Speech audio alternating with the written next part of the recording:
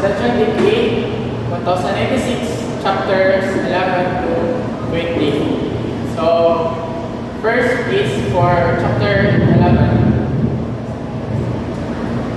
So, for chapter 11, which is protection of pedestrians during construction or demolition. So, for first is section 1101 or the general requirement.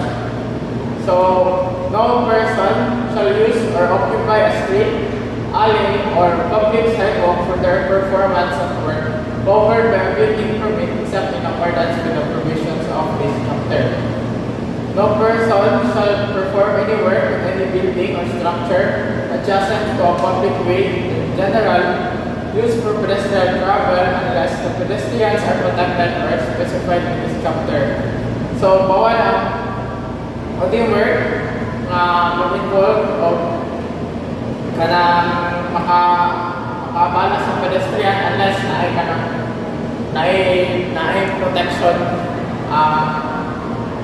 protection ng pedestrian pag mag-work sila. So, any material or structure temporarily occupying public property, including fence, canopies, and walkways, shall be adequately lighted. So, between sunset and sunrise kasama, every sunset kay kusot or every sunrise kay kusot. Next is for section 1102 or storage in public property. So, materials and equipment necessary for work to be done under a permit when placed or stored on public property shall not obstruct free and convenient approach to use any fire hydrant, fire or police alarm box, utility boxes, and spaces or also.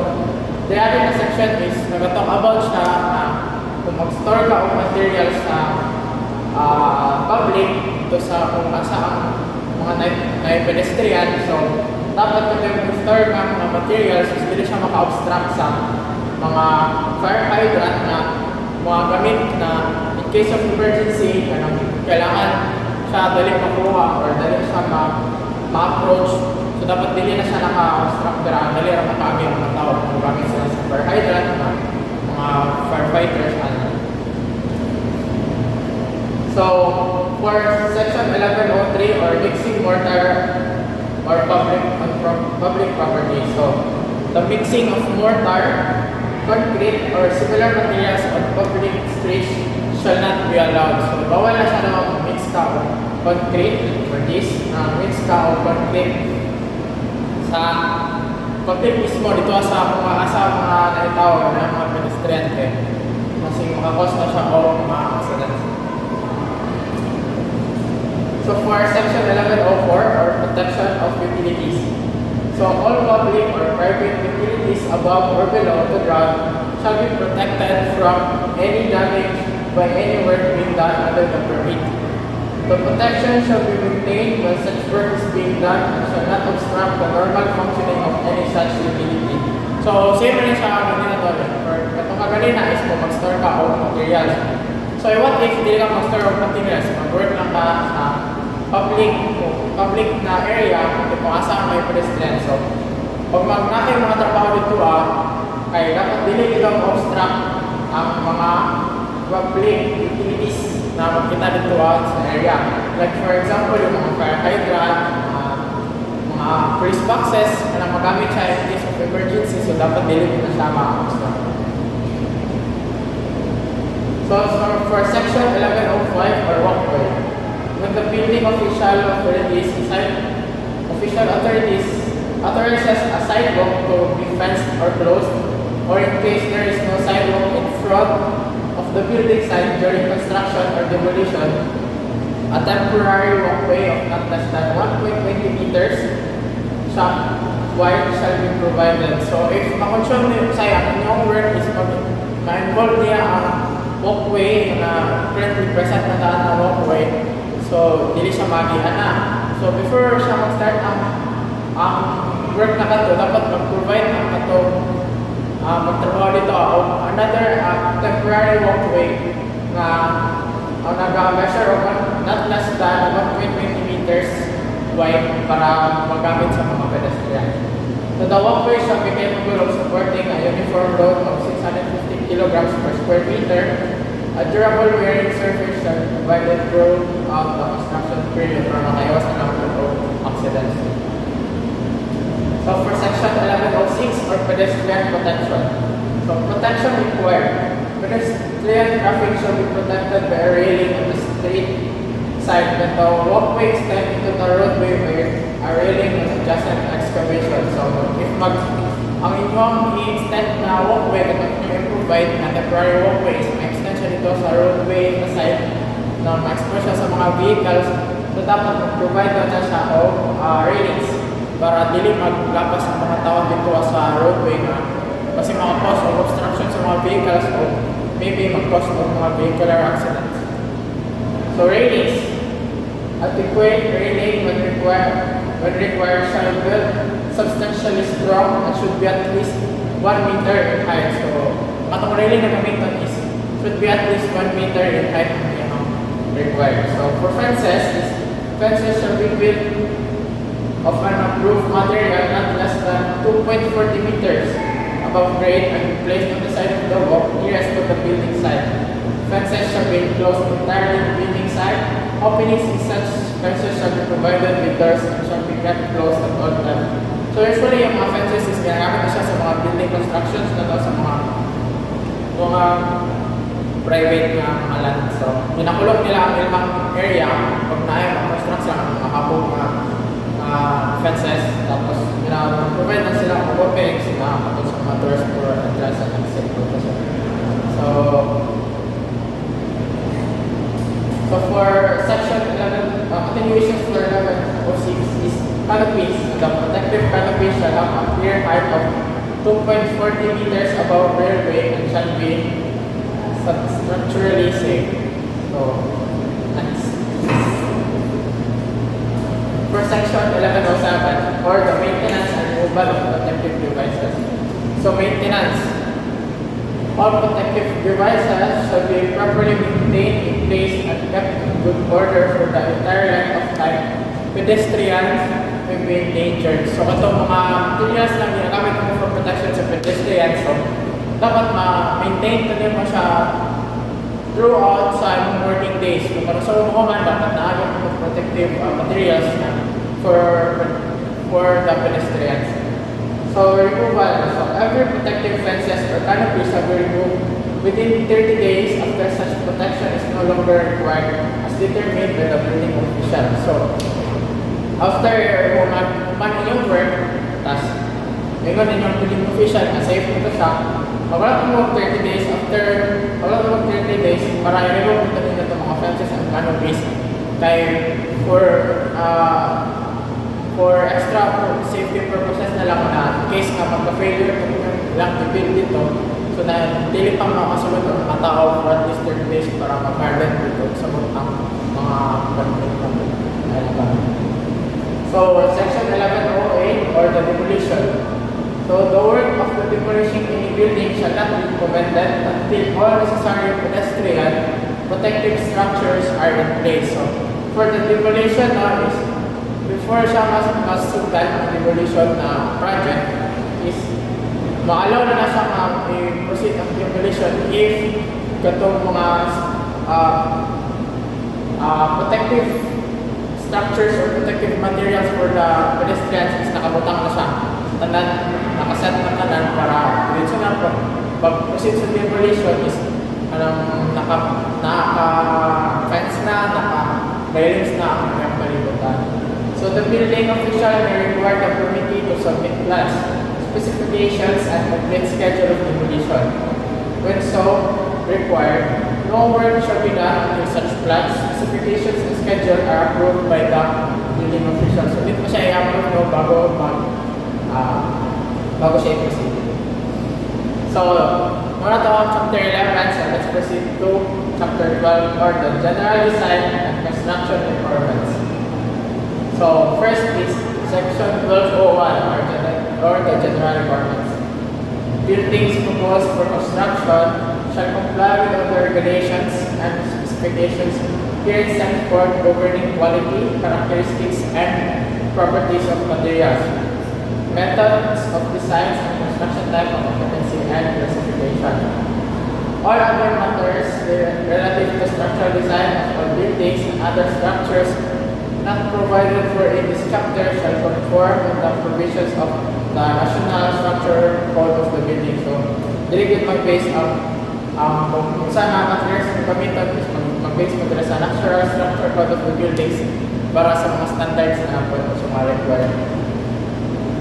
So, for section 12.2 or excavation, foundation, and retaining walls, subject to provisions of Article 684 to 686 of the Civil Code of the Philippines on lateral and subjacent support, the design and quality of materials used structurally in excavation, footings, and foundations should conform to accepted engineering practices.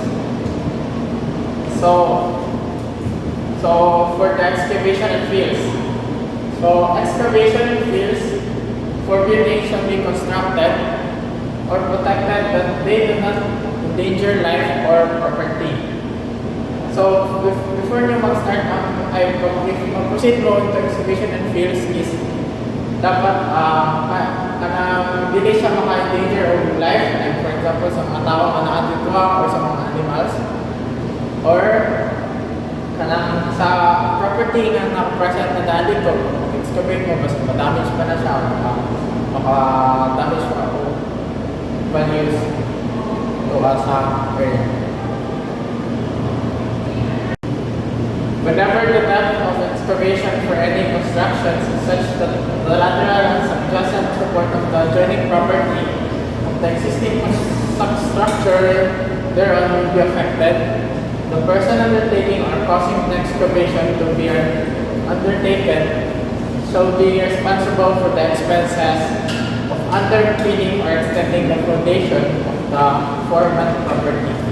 So if may chances na itong excavation is mag-cause na sa damages sa mga adjacent support sa mga property na currently nakatindog na daan dito. So, ang itong person na undertaking or causing the excavation ang mag-take responsibility o siya mag-gastos sa expenses for extending the foundation of that aforementioned property.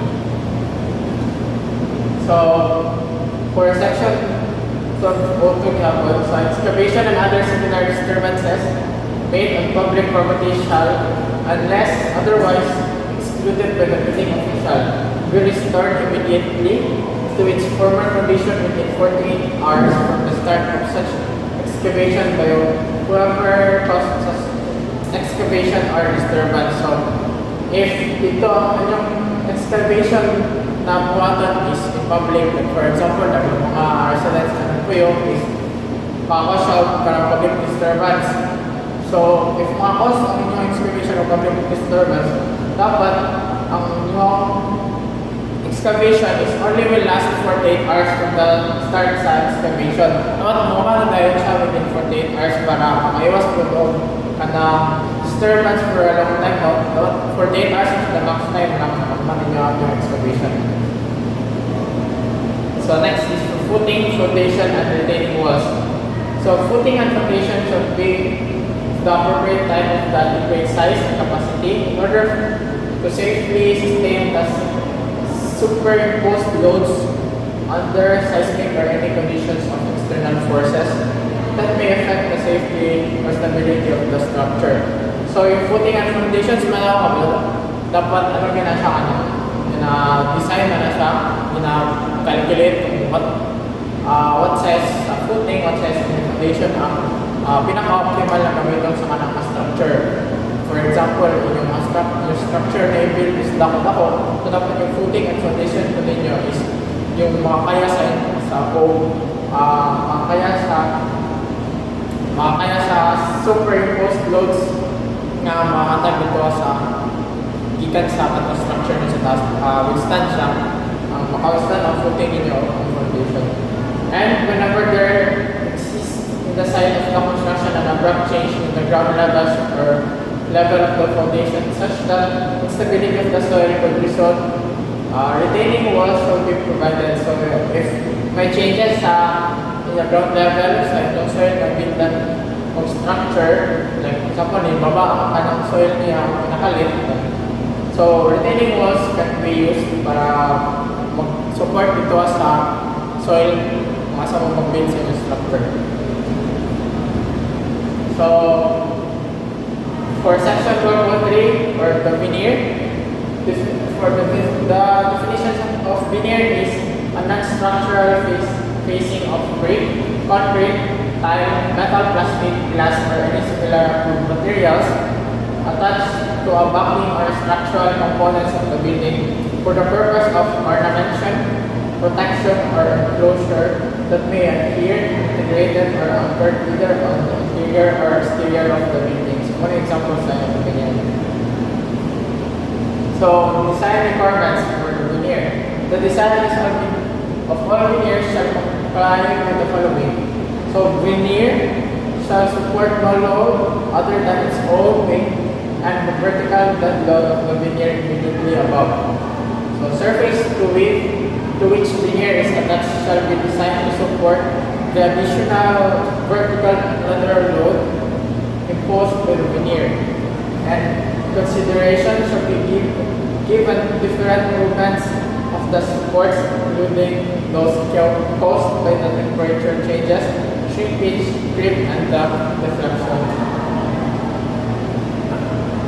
And adhering veneer and its backing shall be designed to have a bond to the supporting elements, sufficient seismic effect on the total assemblage. And for the anchored veneer, and its attachment shall be designed to resist horizontal forces equal to twice the weight of the veneer. And for anchor supports, the ties shall be non-combustible and corrosion resistant. So dapat anchor supports ninyo is dapat dili siya combustible or nasunog or corrosion resistant, dili siya matayang. So section 12.04 or closure of the vertical openings. So general, vertical openings should be closed depending upon the fire resistant requirements of a particular type of construction as set forth in this code. Elevator closure, walls and partitions enclosing elevators and escalators shall be not less than fire resistive construction required under the type of construction. Enclosing walls of the elevator shaft may consist of wire glass set in metal frames on the entrance side only. Elevator shaft extending through more than 2 stories shall be equipped with an approved means of adequate ventilation and to and through the main roof of the building. So if ang inyong building is more than 2 stories, so ang inyong elevator shaft na dapat na ay proper ventilation para iwas po doon ang buot ito sa sunod sa elevator. So automatic sprinklers are provided around the perimeter of the opening and within a 600 millimeters of draft curtain. The distance between the sprinkles shall not exceed 1.80 meters center to center. So, automatic sprinkler must be provided sa openings. No? So, 600 millimeters from the draft curtain. And ang distance sa mga sprinklers na to is 1.80 meters. Shall not exceed. So, maximum niya is 1.8 meters from center sa matong sprinkler na isa up to the center sa previous na sprinkler. Other vertical openings like shafts, ducts, chutes, and other vertical openings not covered in the paragraph above all shall have enclosing walls conforming to the requirements specified under the type of the construction of building in which they are located. Air ducts. So for the air ducts passing through a floor shall be enclosed in a shaft. Dampers shall be installed where ducts pierce the shaft enclosure walls. So air ducts is tawagan sa mga air dito sa ato ang sa taas sa subay sa elevator tas dampers is kato na siyang gawasanan sa hangin asan siya mo gawas ng hangin yung nag-travel dito sa air dump. So for section 1205 or floor construction, so floor shall be of such materials and construction as specified under Chapter 5 Fire Zone and Fire Resistive Standards and under Chapter 6 Type of Construction. So all floors shall be so framed and secured to the framework and supporting walls as to form an integral part of the whole building. So dapat yung floors is secure siya para makaiwas ng mga accidents na nagkakaroon. And the types of floor construction used shall provide means to keep the beam and girders from lateral buckling. So for section 1206 or roof construction and covering. So roof covering, for all buildings shall be either fire retardant or ordinary depending upon the fire resistive requirements of the particular type of construction. So in terms of roof covering, so depende na siya kung sa mga building na gina-construct. If yung building na gina-construct is nag-require siya o fire resistant na roof, so kato yung i-provide sa na roof. Depende sa kung sa mga i-construct. So pwede po ordinary lang, like for example yung mga houses lang na structure yung binabuild, so pwede ordinary lang yung gamitin. So roof trusses. All the roofs shall be framed and tied into the framework and supporting walls so as to form an integral part of the whole building. So, roof trusses shall have all joints well fitted and shall have all tension members well tightened before any load is placed on the truss. So, before mo mag-place any load na sa pag-build mo yung roof trusses, so dapat ang joints na niya is well fitted na siya. And then yung mga tension members ninyo is naka-secure na, naka-tighten na para pag mag-place na mo load sa inyong process, tanda mo sa inyong roof dito hindi siya mabuba, hindi siya mabigay. So attics. For the access of attic, an attic access opening shall be provided in the ceiling of the top floor of the building with a combustible ceiling or roof structure or roof construction. So dapat if na may attic, required na siya na air structure dito sa inyong building, mainitan ang puto ng roof sa attic. So area separation. So enclosed attic spaces of combustible construction shall be divided into horizontal areas not exceeding 250 square meters by fire resistive partition extending from ceiling to the roof. So draft stops shall be installed in trusses roofs between roofs and bottom board of trusses in all buildings exceeding 2,000 square meters. Draft stops shall be constructed as for attic area separation.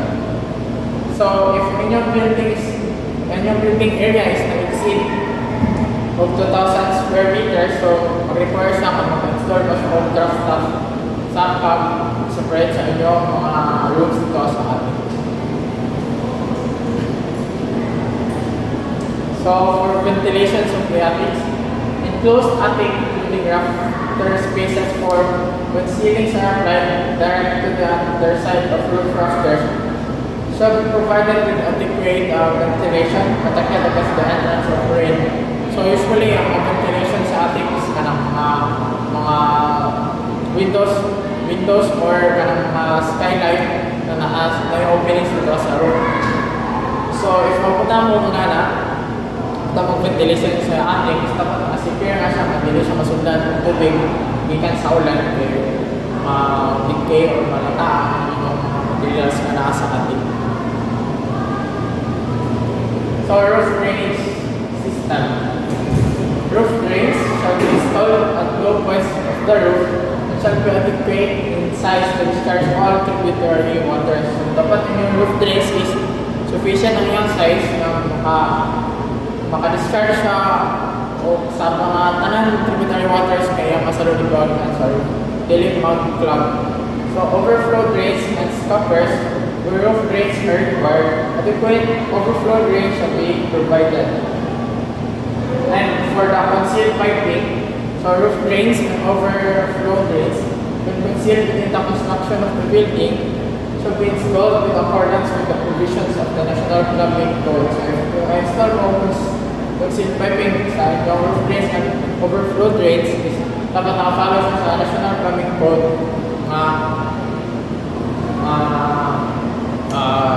design. So next is for the roof drainage system over public property. Roof drainage water from a building shall be permitted to flow over public property. And for flushing and gutter flushing shall be provided at the juncture of the roof and for the vertical surfaces. So next is for section 1207 or stairs, exits, and occupant loads. So general determinations of occupant loads. Occupant load permitted in any building or portion thereof shall be determined by dividing the floor area assigned to that used by unit area allowed per occupant. The next is for exit requirements. Exit requirements for buildings used for different purposes shall be determined by the occupant load which gives the largest number of persons. So in terms of exit requirements, pinaka-exit ng inyong need na provided sa building is mag-base na siya kung saan ako ang mga occupant load or saan ako ng occupants na magamit ito ang building. And for posting of rooms capacity, any room having occupant load of more than 50 or fixed seats are not installed of the capacity of the room posted in the conspicuous place near the main exit of the room. So, itong room na lapas ang ihang occupant load of 50, so dapat na nakabutang na room capacity ito sa near the main exit of the room para makitaan sa mga tao ang magamit ito. So, nakatapo ng tao ang mga kaya ito room. So for the exits, number of exits. So every building shall have at least one exit.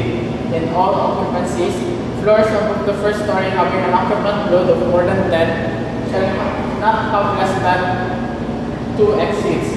And for every story having an occupant load of 500 to 99 shall have at least 3 exits. And every story having an occupant load of 1,000 or more shall have at least 4 exits. So if 10 load ng ito ang floor is mag-require na siya of 2 exits, and then 500 to 99 requires of 3 exits, and then for 1,000 or more occupant load is requires of at least 4 exits. So the total weight of the exit meters shall not be less than total occupant load served divided by 165. So, total occupant load nga na dito dito ang story, and then divided mo siya by 165. So, muna ang width sa mga exits na ma-provide dito ka. So, arrangement of exits. If only 2 exits are required, they shall be placed a distance apart, not less than 1/5 of the perimeter of the area served measured in a straight line. So, for the placement of the exits, dapat dili siya magpabaho sa 1/5 of the perimeter sa area kung asa dito ibutang ang inyong exits. So, distance to exits. So, no point in a building without a sprinkler system shall be more than 45 meters from an exterior exit door or horizontal exit passageway or closed stairway measured along the line of travel. So in a building equipped with complete automatic fire extinguishing system, the distance from the exit may increase to 60 meters. So if walang sprinkler system ang katong story or itong buildings, dapat ang distance sa exit kan sa nearest na magamit ito is dapat dili siya maglakas of 45 meters, and then if may automatic fire extinguisher system ang atong story or ito ang building, pwede siya mag-increase up to 60 meters out distance. So, for the doors, the provisions here shall apply to every exit doors having an area of an occupant load of more than 10 or serving hazardous road or area. So, swing exit doors shall swing in the direction of the exit travel when serving an hazardous area or occupant load of 50 or more. So, swing is kung asa padulong inyong doors kung sa push or pull ba, kung push dito padulong sa kung asa mong ato. So, sa exit doors daw, dapat ang inyong doors anak ay kung asa mong padulong. So, padulong mo forward, so dapat ang door anak, pag-apply nyo is pag-forward door. If ang area na inyong butangan ng exit doors is hazardous area, or ang yung occupant load is 50 or more. And for the type of lock or latch, exit doors shall be openable from the inside without any use of keys. So, dapat din na siya nakalock ang tapong exit doors na dito para in case of emergency, magawas na dito sa mga tao na nasa sulod. So, width and height. Every required exit door shall be emphasized as to permit the installation of doors not less than 900 millimeters in width and not less than 2 meters in height. So, dapat i-install mo katong opening sa kung asan nyo i-install ang yung exit doors, dapat takot-takot na siya, pwede siya makaputang o 900 millimeters in width na door and not less than 2 meters in height ang door na ito. So, door lift width. No lift of an exit door shall exceed 1.20 meters in width. And special doors like revolving, sliding, and overhead doors shall not be used as required exits. So, ang itong mga special doors like revolving doors, sliding doors, dili siya gina-require kay actually yung itong mga doors is mahal ko siya and then dili ko siya gina-require na exit doors revolving revolving doors is medyo complicated siya in terms of magka-emergency man lang. So, egress from the door, every required exit door shall give an immediate access to an approved ways of egress from the building. So, next is change in floor level of door. Regardless of the occupant load, there shall be a floor or landing on each side of exit door. So, dapat may landing or may floor na extra pa ito. Kawas mo sa exit door. And then door identification. Glass doors shall conform to the requirements in section 1005. Other exit doors should be marked that they are already distinguishable from adjacent construction. So, if another mga exit doors, dapat na siya mga signage na ma-distinguish din siya sa mga tao, ay kana siya mga doors, exit doors na siya. For additional doors, when additional doors are provided for egress purposes, they shall conform to all provisions. So, next is for corridors and exterior exit balconies more than 10 occupant load. So, every corridor or exit balcony should not be less than 1.10 meters in width. And for the projections, the required width of corridors and exterior exit balconies shall be unobstructed, except that trim handles and doors when fully open shall not reduce the required width by more than 200 millimeters. Access to exits. When more than one exit is required, they shall be arranged to allow going in either direction from any point that is permitted by this code. So that ends. Corridors and exterior exit balconies with dead ends are permitted when the dead end does not exceed 6 meters in length.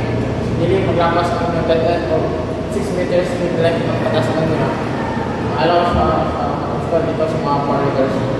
And then for construction, walls and ceilings of corridors are not be less than 1 or fire resistive construction. So mga walls na is dapat mag-consist of hindi mag-less than of 1 hour fire resistive na walls. So openings, when corridors walls are required to be 1 hour fire resistive construction, every interior door opening shall be protected as set forth in generally recognized and accepted requirements for dual purposes fire exit doors. So for the stairways, stairways serving an occupant load of more than 50 shall not be less than 1.10 meters.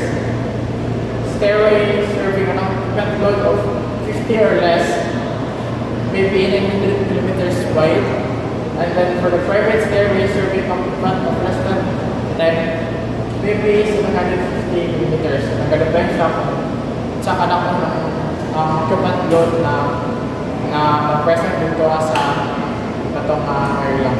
So, rise and run. The rise of every step in the stairway should not exceed 200 millimeters and run should not less than 250 millimeters. And for winding stairways, in a group A occupancy and in private stairways, winders may be used if the required run is provided at a point not more than 300 millimeters. So next is for the circular stairways.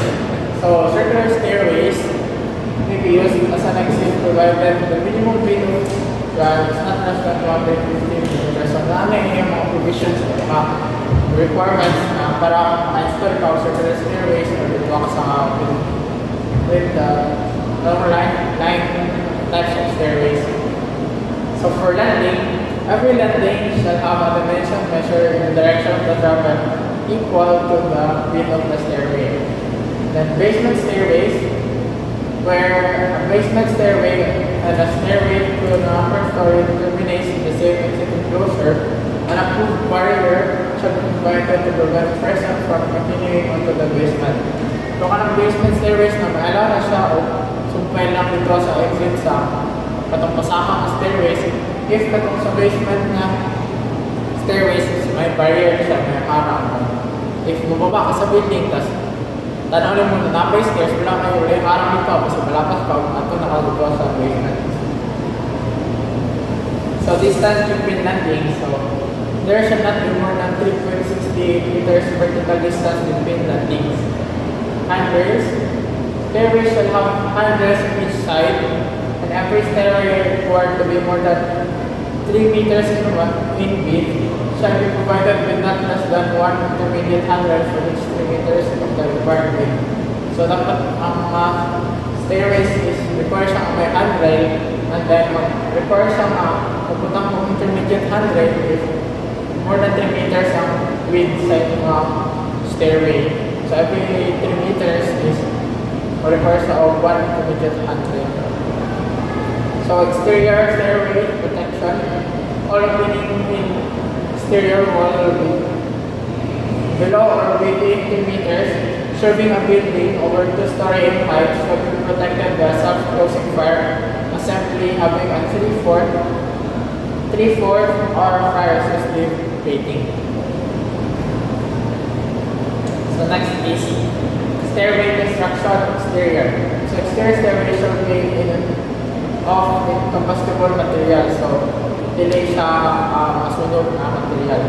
So stairway to roof, every building 4 or more story in height, one stairway shall extend to roof unless the roof was slope greater than 1 in 3. So if in a building is 4 or more story in height, so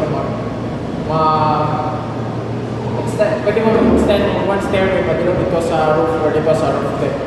If provided ko na yung roof is hindi siya greater than 1 in 3 ang slope kasi mga hulog ang magsakan ko sa roof deck. So headroom, every required stairway shall have a headroom clearance of not less than 2 meters. So next is ramps. A ramp conforming to the provision of this code may be used as an exit.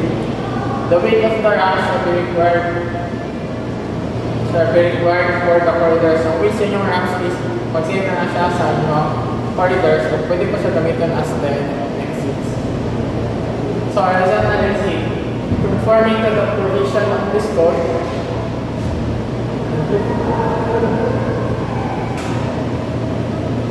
of this code, a horizontal exit will be considered as the required exit.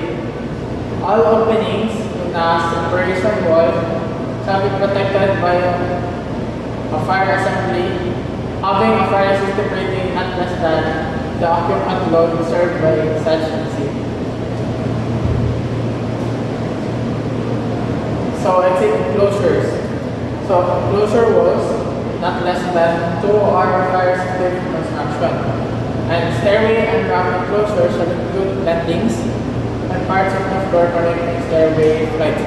So dapat yung stairways and ramps mag-require siya of landings, install of landings. And a stairway and exit enclosure should not continue below the grade level exit. There shall be no enclosed usable space under stairways in an exit enclosure. So smoke-proof enclosures. So shall consist of a vestibule and continuous stairway closed from the highest point to the lowest point of the walls of 2 or fire resistant construction in building 5-story or more height. One of the required exits shall be a smoke-proof enclosure. So if yung building is mabot na siya 5-story or more, so taas-taas na yung building, so pag-require din na siya ang yung exit is at least na isa ka-exit na smoke-proof enclosure or dili siya masulan ng smoke in case of magka-fire ang building. So ito ang gamit, ito pwede gamitan as an emergency, isa sa emergency exit na pag-awasan dito sa mga tao. And then stairs and smoke-proof enclosures should be of incombustible construction. So dapat yung stairs because smoke-proof enclosures is hindi siya masunog. And there shall be no openings in smoke-proof enclosures except exits, doorways, and openings of exterior walls. So ito yun siya para wala smoke na makalusot na wala mga openings ang pwede sunan sa mga smoke. So the opening from the building to the vestibule or balcony shall be protected with a self-closing fire assembly having a 1-hour fire system rating.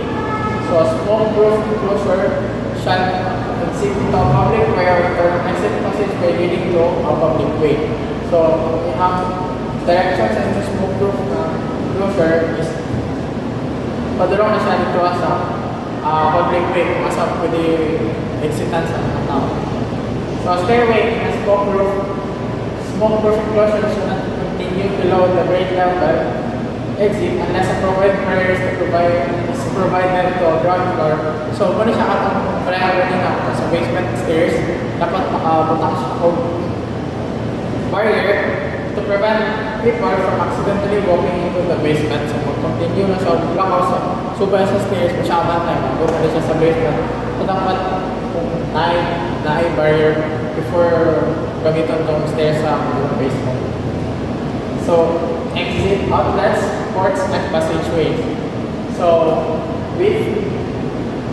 for the width, every exit port and exit passageway shall be at least as wide as the required total width of the tributary exits. Such required width being based on the occupant served. So slope. The slope of exit ports shall not exceed in 1 in 10, and the slope of exit passage shall not exceed 1 in 8. And for number of exits, every exit port shall be provided with exit as required in this code. So based na nito sa code, parang kumaka ito ang number of exits. So itong kaganina. And then openings, all openings to an exit port less than 3 meters wide shall be protected by fire assembly having not less than 3/4 hour fire safety rating. So if yung exit port is less than 3 meters wide ang yung opening, so dapat mag-provide mo fire assembly materials ito na dili sa na not less than 3/4 hour fire resistant rating ang katong material. So next is exit size and illumination. So exit shall be illuminated at any time the building is occupied with light having an intensity of not less than 10.7 lux floor level. So dapat yung exit sign is nakasiba siya no, para dali na siya ma-notice sa mga tao dito. Alam mo na ubit-bit ang tatong area or medyo dim ang yung lighting. So dapat ang lighting sa katong exit is not less than 10.7 lux at floor level. So for the aisles, so the width of the aisles, every aisle shall be not less than 800 millimeters wide, serving only one side, and not less than 1 meter wide, serving both sides. So exit distance, the line travel to an exit door when aisle shall not be more than 45 meters. So from the aisle, dapat yung exit is not di siya malapos ng 45 meters. And then for cross aisle shall terminate in cross aisle, foyer or exit. The width of the cross aisle shall be not less than the sum of the required width, the widest aisle plus 50% of the total required width of the remaining aisle. So muna yun yung formula kami ito, no? Kuha sa width sa inyong cross aisle, which is the sum of the required width of the widest aisle plus the 50% of the total required width ito sa other remaining aisle.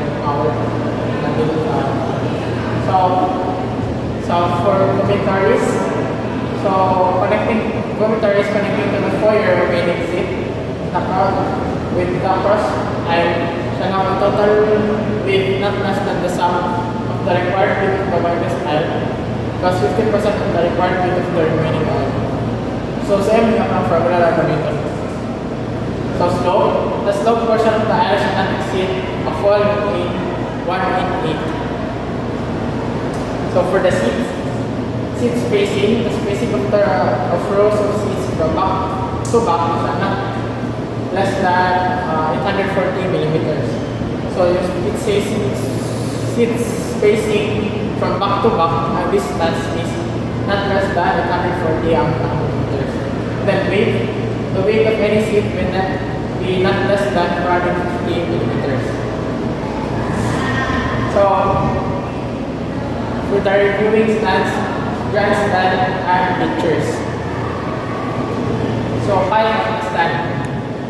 Stands made of combustible framing shall be limited to 11 rows or 2.7 meters in height. And the design requirements for this is the minimum unit live load for viewing stands, grandstands, and pictures shall be 500 kilograms per square meter of horizontal projection of structure as whole. So, minimum live load na pina-require niya para na withstand is dapat 500 kilograms per square meter. And then, sa spacing sa seat, so row spacing, the minimum spacing of row seats measured from back to back should be 600 millimeters for seats without backrest, and then 750 millimeters for seats with backrest, and then 850 millimeters for chairs seating. So, rise between rows. The maximum rise from one row of seat to the next shall not exceed 400 millimeters. And then, seating capacity. For determining the seating capacity of a stand, the weight of any seat should not be less than 450 millimeters nor more than 480 millimeters. So in order to get the seating capacity, dapat yung seat is naka-measure sa 400 millimeters ang iyang weight, and then hindi siya maglakas sa 400 millimeters, 480 millimeters. And then number of seats between any seats and an aisle shall not be greater than 15 for open air stand seats without backrest in the building. So, continuation dito sa aisles. Aisles shall not be provided in all except that aisles may be omitted when all conditions of seats. So obstructions. No obstruction shall be placed in the required grade of any aisle or exit way. So dapat wala mga nakaharang ito mga seats na pwede maka-obstruct sa agianan ito sa aisle or ito sa exit way. Stairs required. When an aisle is elevated more than 100 millimeters above grade, the aisle shall be provided with stairway or ramp whose weight is not less than the weight of the aisle. So that ends. No vertical aisle shall have a depth and more than 16 rows in that regardless the number of exits required. And for the weight, aisle shall have a minimum of 1.10 meters sa width na niya. So minimum niya na width is 1.10 meters. So stairs and ramps. Stairs, rise and run. The maximum rise of the stairs shall not exceed 200 millimeters and maximum width of run shall be 280 millimeters. So ramp slope. The slope of a ramp shall not exceed 1.8 and shall be roughened or shall be approved not steep materials. If mag-slope mo ramp slope, dapat delay siya slightly. Makamang magkabigay mo slide. And then for handrails, a ramp with slope exceeding 1.10 shall have handrails, stairs for stand shall have handrails. So, mag-require lang kung handrail lang yung home ramp if ang yung slope is exceed in 1.10 na ratio, and then yung sa stairs is required sa forming ng handrails. So, guardrails shall be required in all location for the top of a seat plank is more than 1.20 meters above the grade, and at the front of the stand elevated more than 600 millimeters above grade. So railing shall be 1.10 meters above the rear of the seat plank, or 1.10 meters above the rear of the steps in the aisle. And then mid-rail shall be placed adjacent to any seat to limit the open distance above the top of any part of the seat is 250 millimeters where the seat is at the extreme end. So footboards. A footboard shall be provided for all the rows of the seats above the third row or beginning of such point where seating plank is more than 600 millimeters above grade. So for the exits, distance to the exit is the line of travel to an exit is not more than 45 meters. And then aisle is as exit, and aisle can be considered as an exit only if it's continuous on both ends to a legal building or exit to a safe dispersal area. So before ang aisle is considered as an exit, so dapat ang ihang end is ang asam sa pandulong is legal building, is magawa siya into another legal building or to a safe dispersal area sa mga tao. So to exit required a stand with first board not more than 500 millimeters above grade of floor may be considered to have two exits when the bottom of the stand is open at both ends. So three exits required if yung stand in the building are more than 300 occupants with a stand or open air stands with seats without backrest. So if more than 300 occupants na dito sa inyong stand is required na siya of at least 3 exits. And then 4 exits siya be required when stand or section of the stand accommodates more than 1,000 or more occupants. So magdepende yan kung sa katagalan sa inyong occupants kung pilang ang exits sa inyo i-install. Then for the weight, the total weight of exits in meters should not be less than the total occupant load served divided by 165. So securing of seats, chairs and benches used on raised stands shall be secured to the platforms upon which they are placed. So safe dispersal area. Each safe dispersal area shall have at least 2 exits. If more than 6,000 persons are to be accommodated, there shall be a minimum of 3 exits. And for more than 9,000 persons, there shall be a minimum of 4,000 exits. So yung safe dispersal area na siya is yung mga exits dito is magabes na kung Gagano na sa mga occupants ang magamit ito. So for 6,000 persons, minimum na niya is 3 exits, and for 9,000 persons is 4 exits are the minimum. So boiler rooms, exception in Group A, every boiler room or every room containing an incinerator should be provided with a place to address. And then so cellulose nitrate handling, like the mga film rooms, film laboratories, projection rooms, and cellulose processing rooms shall have not less than 2 exits. So all skylines. So next is for section 1208 or the skylines. So all skylines will not be constructed with metal frames. Frames of skylines shall be designed to carry required for roofs or all the skylines the glass of which is set an angle less than 45 degrees.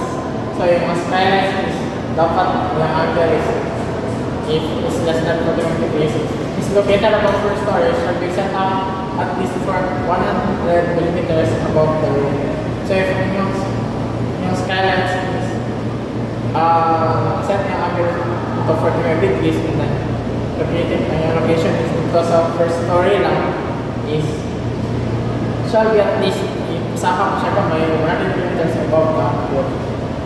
Spacing between supports in one direction of for flat wire glass skylights shall not exceed 625 millimeters. And then skylights installed for the use of photographers may be constructed of metal frames and plates glass without wire netting. So dito yun na siya na if install mo skylights like for lighting lang siya, as magamit na sa mga photographers, mas okay na siya ang dili-installan mo wire netting tape. Maka-abstract na siya sa light na mag-pastor ito sa skylight or na yung mga wire na shadows tapos ito sa baba, which is pwede ito magamit dapat ang light ito sa mga photographers. So next is the ordinary glass used in the roof and skylights for greenhouses, provided that height of greenhouses at the range does not exceed 6 meters above the grade. And then glass used for transmissions of light, if placed in floors or sidewalks, shall be supported by metal or reinforced frames, such as glass should not be less than 12.5 millimeters young thickness. Subglass. So next, section 1209 or base porches and the balconies. So walls and floors with base. An oriel window should conform to the construction allowed for exterior walls and floor of the type construction of the building to which they are attached. The roof covering the main oriel window should conform to the requirements of the roofing of the main roof. So next is height. So no penthouse or other projection above the roof structures of other type shall exceed 8.40 meters above the roof. So area, the alternate area of all penthouses and other roof structures should not exceed 1/3 of the area of the supporting roof. And then prohibited uses, so bawal. So no penthouse, bulkhead, or any similar projection above the roof should be used other than shelter of mechanical equipment or shelter of vertical shaft opening sa roof. So for the construction is on types 3 and 4 construction, the exterior walls and roofs of the penthouses which are 1.50 meters or more from adjacent property, like the 1-hour fire system and combustible construction.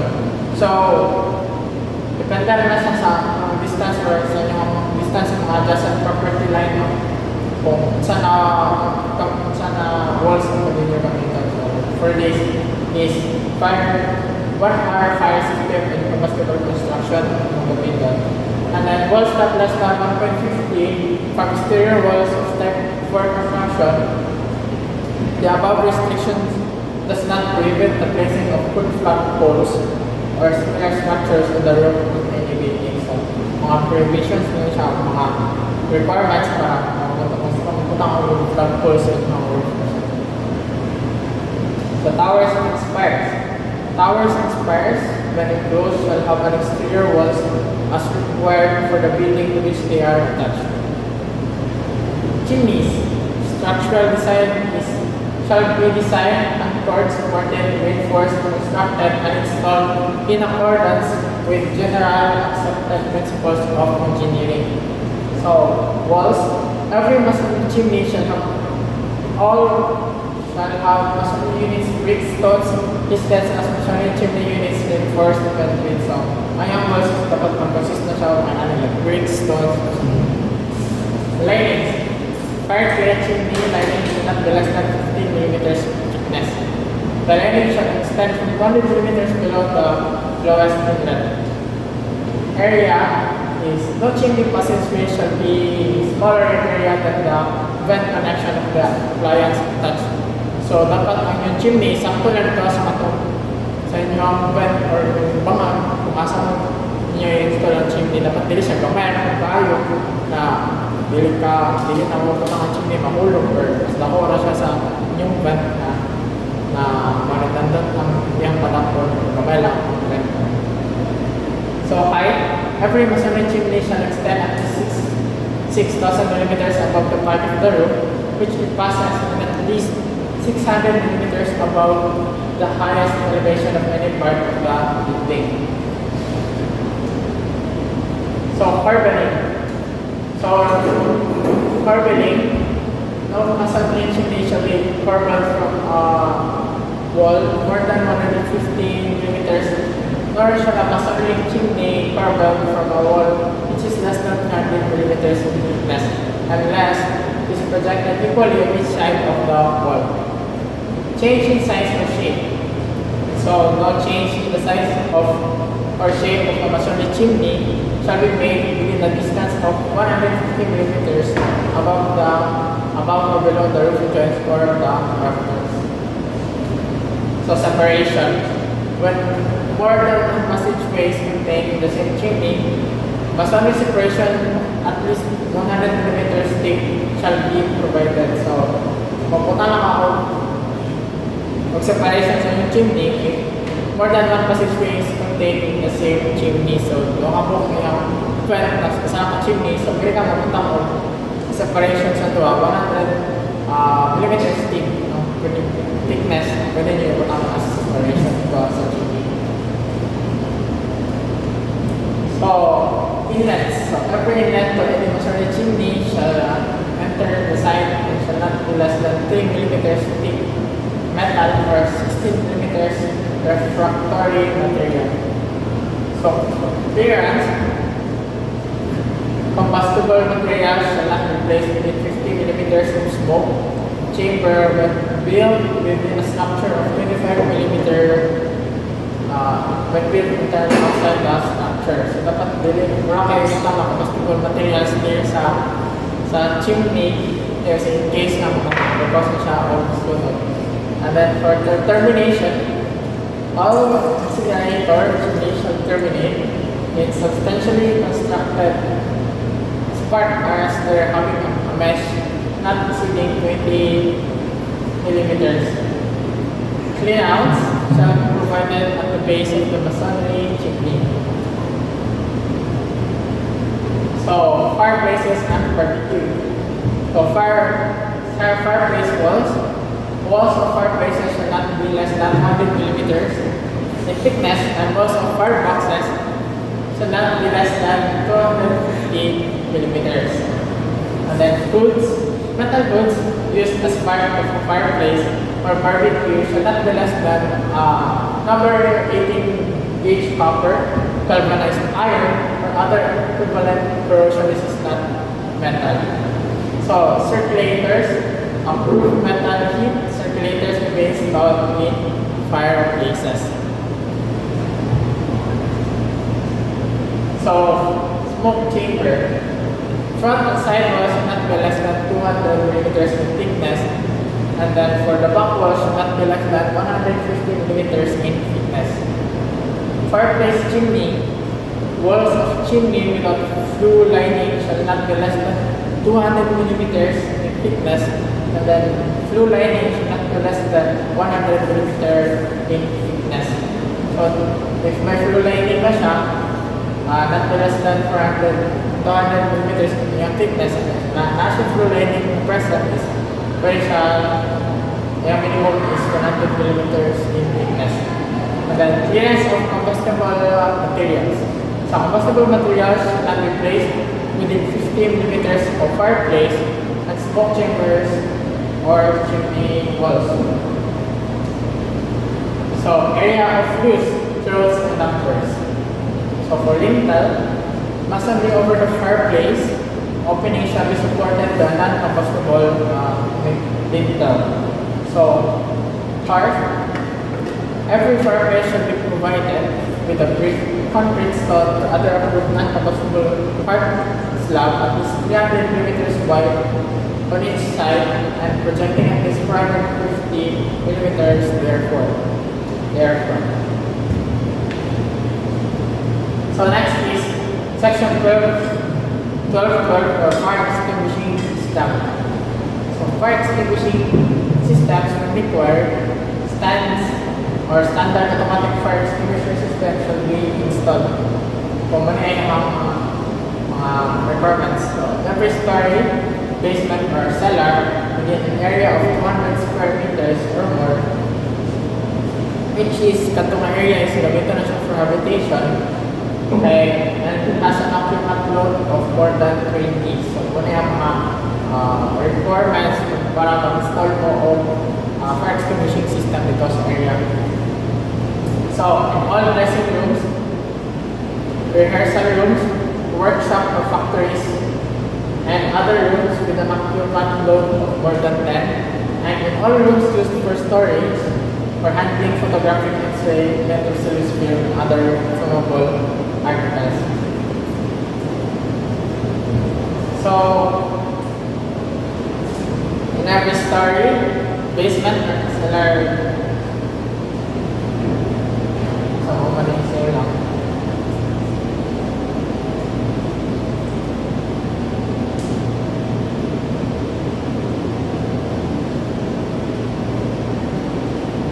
so next is dry standpipes. Dry standpipes. Every building 4 or more story height should be equipped with 1 or more dry standpipes. So instructions and test. Dry standpipes should be of wrought iron or galvanized steels, and together fitting shall be able to withstand 200 kilograms per square centimeters of water pressure.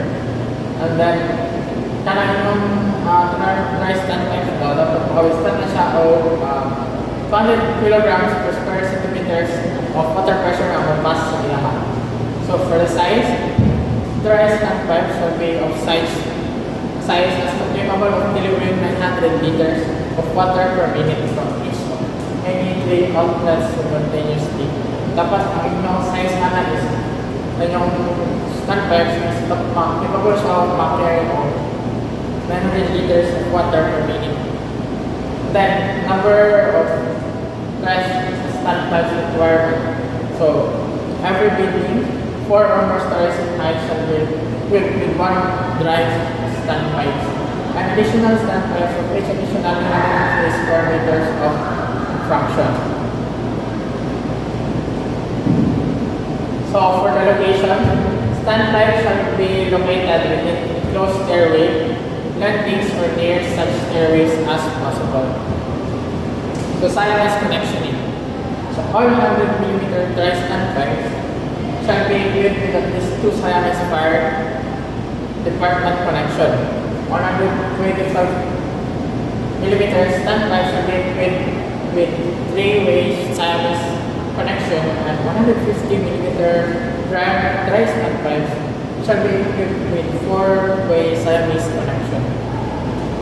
So for the outlets, all dry standpipes shall extend from ground floor to and over the roof shall be equipped with 63 mm outlet. We have size.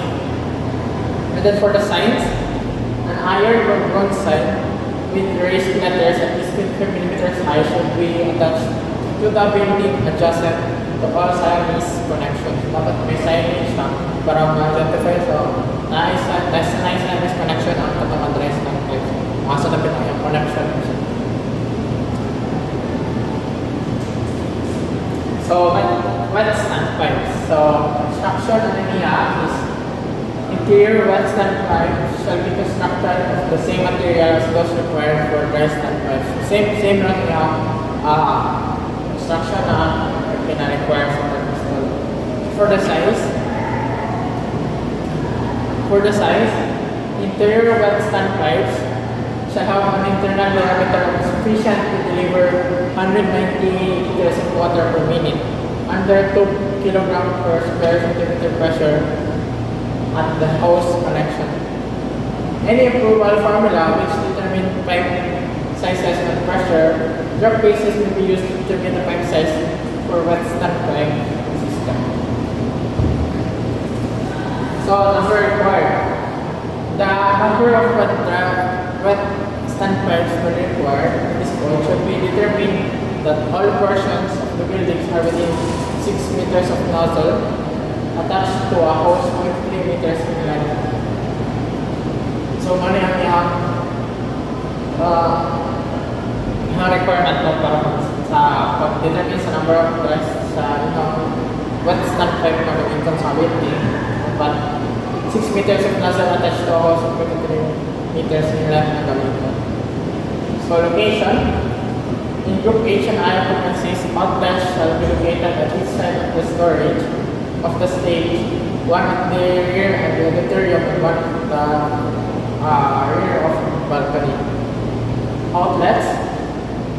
All interior wet stand pipes shall be equipped with 38 mm valve in each story, and for the threads, all these threads used in connection with the installation of such stand pipes should be uniform without prescribed.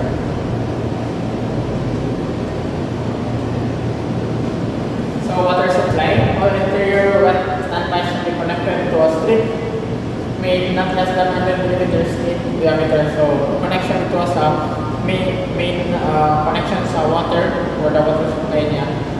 Not less than 100 mm ang diameter sa hose na gawin. So, pressure and gravity tanks. So, tanks should at least have a capacity sufficient to furnish at least 1,500 liters per minute for a period not less than 10 minutes. So, fire pumps shall have a capacity of not less than 1,000 liters per minute with a pressure of not less than 2 kilograms per square centimeter. And then, hose and for the hose rails, each hose outlets of all interior stand pipes shall be supplied with a hose not less than 38 millimeters in diameter. So for the basement pipes inlets, so materials nito is all basement inlets should be of cast iron, steel, brass, or bronze with leads of cast brass or bronze and shall consist of sleeve not less than 200 millimeters in diameter. And then for the location, basement pipe inlet should be strategically located and kept readily accessible at all times to the fire department. So dapat yung location na nice, dali na siya ma-access, dali na siya makuha para in case of emergency, ma-access mo siya sa fire department. And then for the approval, all fire extinguishing systems shall meet approval of the fire department.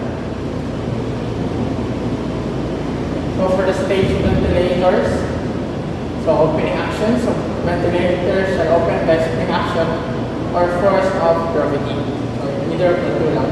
And then for glass is used, ventilators must be protected against falling on the stage. So dapat glass ang gamitan as ventilators sa stages.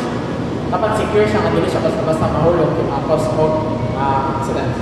And then for the design, ventilators should be designed according to this code. So, in the design, we refer to the code.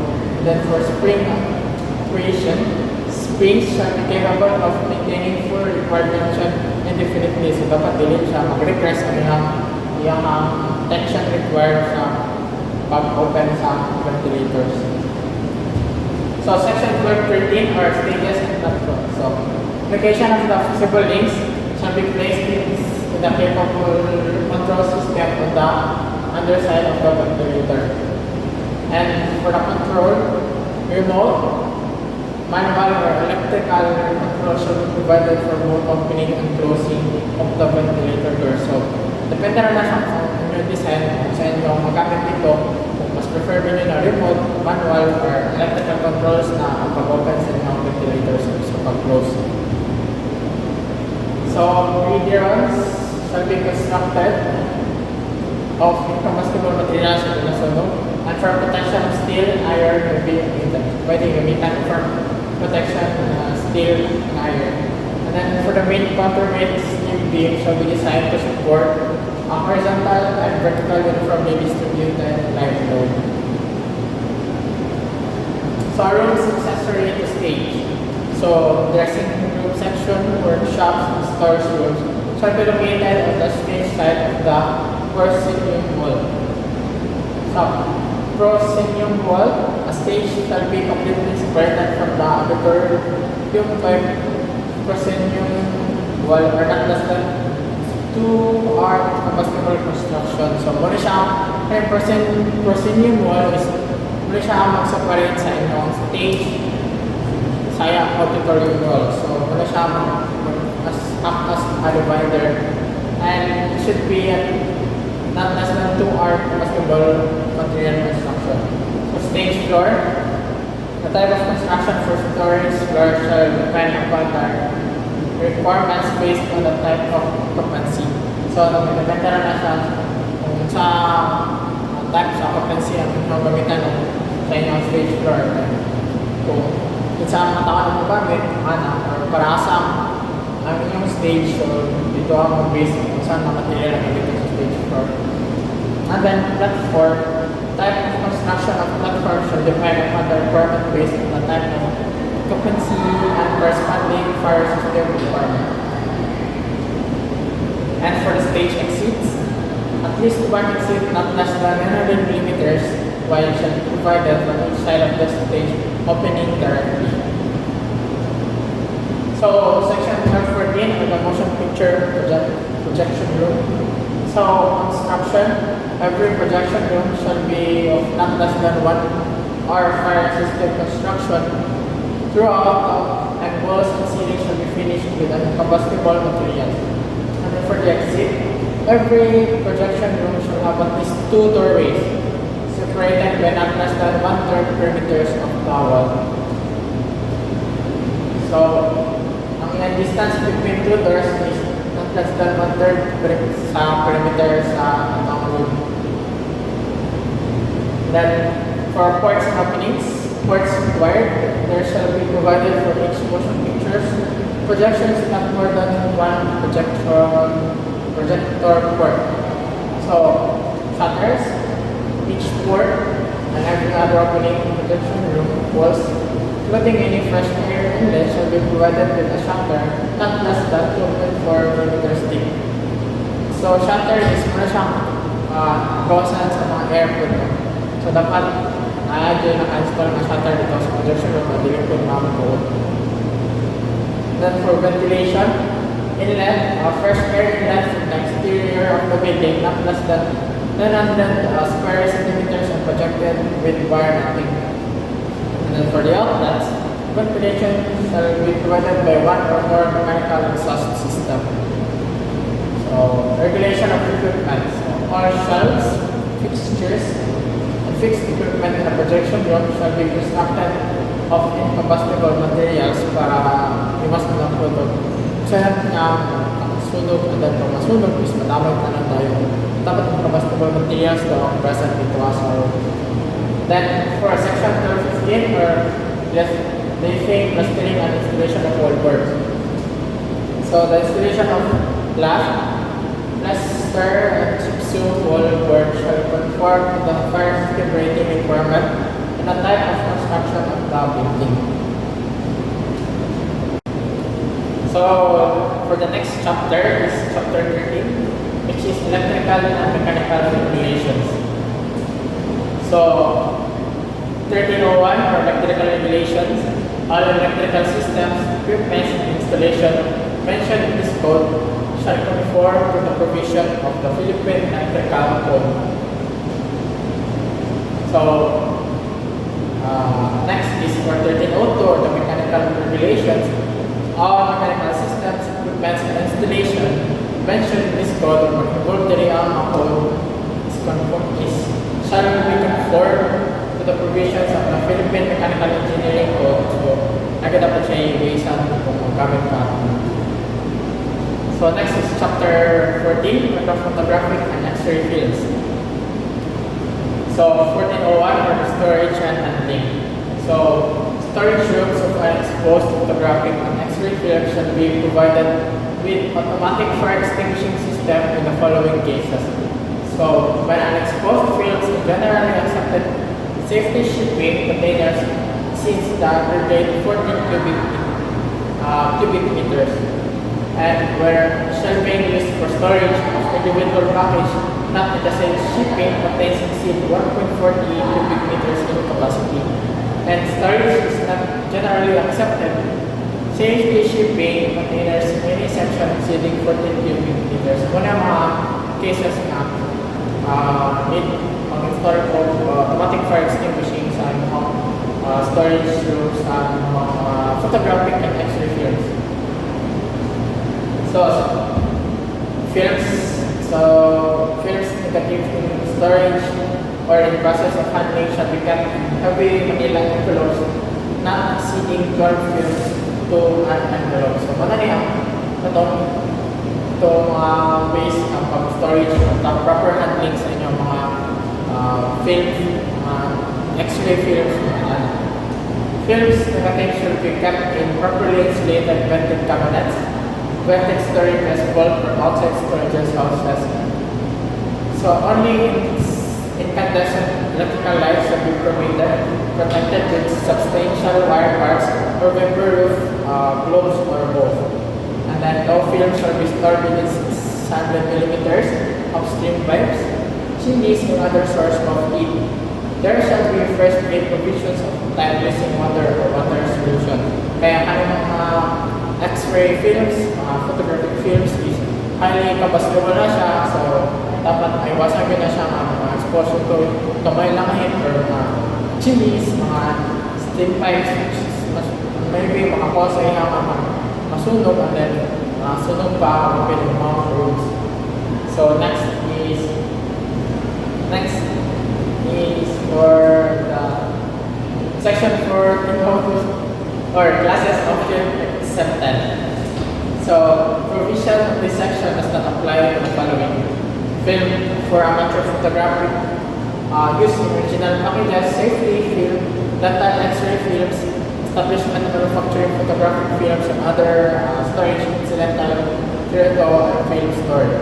So safety photographic X-ray film will be identified with the marking on the edge of the film. So kung ano yung mga pieces may accepted sa pag-store dito sa room ng dagan o provisions, no? Kato mga films. No? Section 1403 or the fire extinguishing system. So unless otherwise provided in this code, all fire extinguishing system when so required should be of a type, specification, and methods of installation as prescribed in accordance with the requirements of the Secretary. So next is for chapter 15 or the prefabricated construction. So section 1501 the prefabricated assembly. So prefabricated assembly is a structural unit the internal parts of which have built up or assembled prior to the incorporation of the building. So ano siya is mga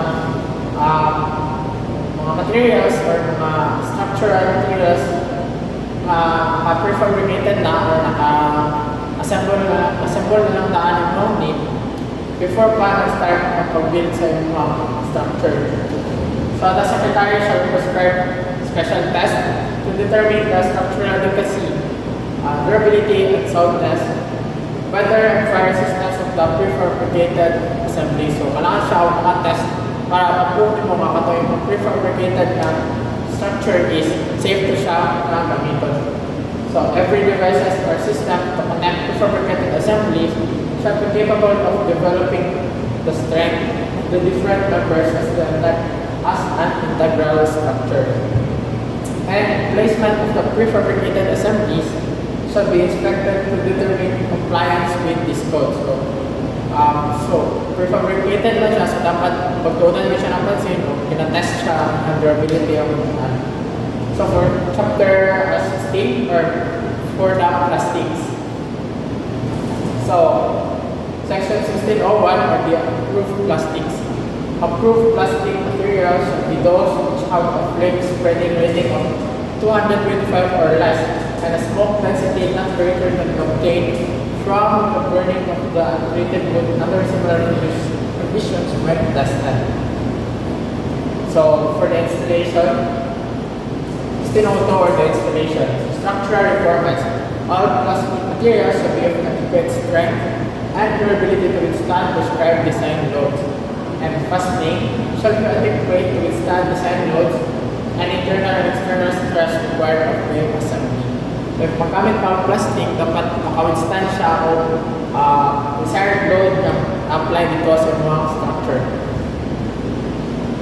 So, 1603 are the glazing of openings. So for the doors, sashes, and frame openings in exterior walls of the building may be glazed, provided that the wall on which such glazing is installed and is located at the opening are not required to be fire protected. So except for type of construction, the location, size, and spacing of such glazed opening do not exceed the values set forth by the secretary. So dapat na siya naka-set na sa daan na value sa location size ay mga pagputangan ng plastic glazing. So plastic used in glazed openings for type 2 construction shall be materials appropriate for use according to the frame spread characteristics and location size and spacing of openings do not exceed the values set forth by the secretary. So dapat naka-follow lang ng mga characteristics dito sa ato yung mga plastic, itong mga frame spread characteristics ng plastic na gamit na dapat naka-follow siya dito sa values na set sa secretary. So, 1604 are the skylights. So, in general, approved plastics may be used in any type of construction or occupancy as fire venting system when approved by the building official. And plastic may be used in approved skylights in type 2 1-hour fire system construction which are located 300 millimeters or more above the lower place of the ceiling. So where fire-resistant ceiling is not required in one-story buildings, approved plastics may be used in the skylights. And then for the installation requirements. So except in Group A occupancy, no skylights should be installed within 3 meters of the property line. The edge of the dome type skylight should be properly flashed and the plastic skylight should be separated from each other with at least 2.50 meters laterally and 3 meters along the slope of the roof. And then allowable areas. For the areas of the individual plastic skylights should not exceed 10 square meters. And then curb requirements is for plastic skylights and roof having a slope of less than 1 inch shall have 100 millimeters high curb. So section 1605 were the light restricting panels in monitors and sawtooth roof. So in general, where a fire resistive rating is not required of the roof structure and in all buildings, provided with an approved automatic fire extinguisher system, approved plastic may be used or without such a light restricting medium in monitors and sawtooth roofs. So allowable area. The area of individual plastic glazing used in monitors and sawtooth glazing shall not exceed 15 square meters. And then for the area separation, the area of such plastic panels should be separated from each other by a section of incombustible material or by a section of roofing materials with a structure not less than 150 meters in length. So 1606 are plastic light diffusers in the ceiling. So in general, ceiling light diffusers having an area greater than 10% any 10 square meter of room area shall be approved plastic conforming to the requirements of this code. And for the installation, plastic light diffusers shall be installed in such manner that they will not readily become detached when subjected to room temperature of 80 degrees Celsius for 15 minutes. So 1607, section 1607 are the partitions. So where partitions are not required to be fire resistant or incombustible construction, approved plastic conforming to the requirement of the specified in this code will be used. So for partitions, if we are using plastic as a material for the partition, so hindi mo siya ka-require na fire resistant ng partition, pero dapat ka ng plastic na gamitin ninyo is naka-base nyo siya dito sa fire resistant characteristic design sa secondary. And then for 1608 or the exterior veneer. So in general, exterior veneer may be of approved plastic materials and shall conform to these provisions of this section. For the height, plastic veneer should not be attached to any exterior walls above the first story. So area, section of the plastic veneer shall not exceed 15 square meters in area. And for the separation, sections of plastic veneer shall be separated by a minimum of 1.20 vertically and 600 millimeters horizontally. So section 1609 are awnings and canopies.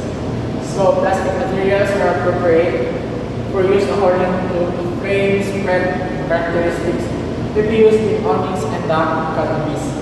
So approved plastic may be used in awnings where a treated canvas is permitted. For approved plastics may be used in lieu of plain glasses in greenhouses and less restrictive fire zones.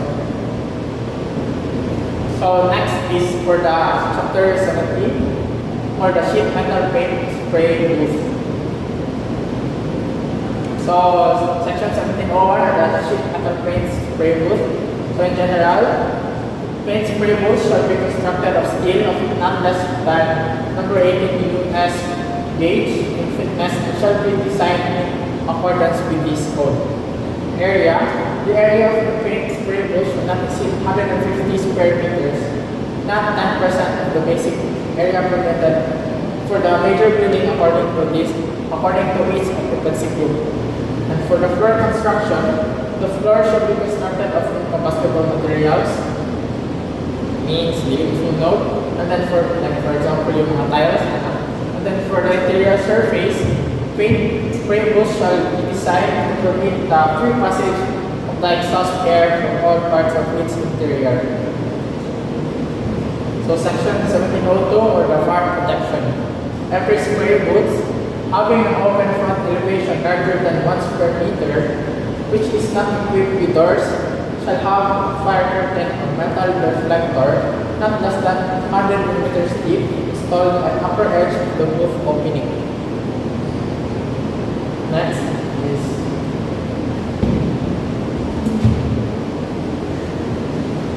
section 1703 or the light. So paint spray booths shall be illuminated through hammered wire or heat-treated glass panels. And section 1704 for its ventilation. In general, mechanical ventilation shall be provided direct to the exterior of the building. The mechanical exhaust system shall be designed to move the air through any portion of the paint spray area at the rate of not less than 30 linear meter per minute. Exhaust ducts shall be constructed for steel having a thickness of not less than the value set by the Secretary.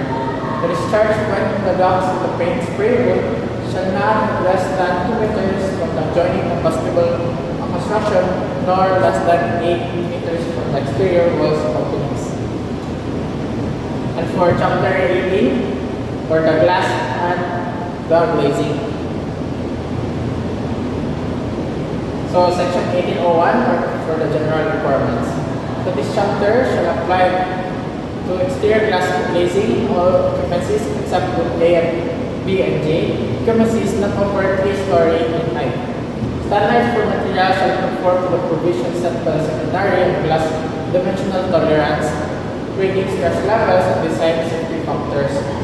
And for the lighting, shall bear the manufacturer's label design designated for the type and thickness of the glass. Section 1802 or the area limitations. So exterior glass glazing should be capable of safely withstanding the load due to wind pressure of various height zones above ground, acting inward or back or outward. And then section 1803 for its glazing. So glass firmly supported all four edges shall be glazed with minimum lumps edge clearance in accordance with the section 1801 paragraph 3, provided that glass edge clearance is fixed openings shall be not less than what is required for wind and earthquake drift. And so section 1804 for the louvered windows. So regular plate sheet or pattern glass jalousies and the louvered windows shall not be thinner than 5.6 millimeters minimal and not longer than 1.20 meters. Exposed glass line shall be smooth to prevent na masaman sa mga users.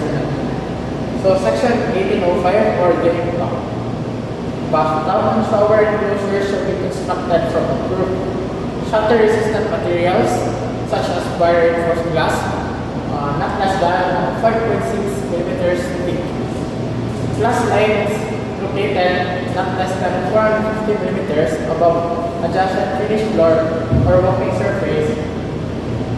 And then the glass light in the least dimension is not greater than 450 millimeters, and the glass light is 1.50 square meters or less in area. So chapter 19 are the use of the computers. So the use of the computers for all or any part of the design of the building is under this code is permitted, provided that all programs to be used are documented. So section 1902 are program documentations. Documenting a program under this code consists of filing with the building official, a reference to a publication accessible to him, where detailed descriptions of the program used are found. And then 1903 or the submission of computer-generated computations. So in submitting computations through computer, a computer of the output sheets of computer-generated computations shall be submitted as a part of the design computation. So last chapter is for chapter 20 or designs. So section 2001 are the general requirements. So no signs of signboard shall be erected in such manners as to confuse or obstruct the view or interpretation of any official traffic sign, signal, or device. Mga matabunan ang mga signage sa dalan na sa mga ibang signboards na makakos o obstruction sa traffic. And then no signboards will be constructed as to dali obstruct the actual view of the landscape, distract or obstruct the view of the public as to constitute a traffic hazard, or otherwise define the ways to affect aesthetic and cultural values and traditions. So section 2002 or for the maintenance. So all sides together with all of their support braces, guides, and anchors should be kept in repair and in proper state of preservation. So gamit man ang signs so dapat i-maintain na siya para mag-expand siya sa mga pa dito ang area. So section 2003 or the design construction. So sign structures shall be designed and constructed to resist all forces in accordance with National Structure Code for buildings, like for example yung mga wind forces, mga compound to sa katong area. And then section 2004 for supports and encourages. So in general, the supports and encourages of all science or science structure shall be placed in or upon private property, shall be constructed in conformity with the requirement of this code. For the materials, shall be of quality and grade as specified in this code. And for the restriction of combustible materials, all sites or site structures erected in high restricted fire zones shall have as structural members in combustible materials. So, non-structural trim or non-structural trim and portable display surfaces may be of wood, metal, or plastics of any combination thereof. For the display surfaces, display surface in types of sites may be made of metal, glass, or approved plastics.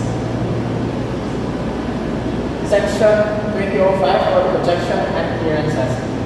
So clearance from high voltage power lines. So clearance from high voltage power lines shall be in accordance with the Philippine Electrical Code.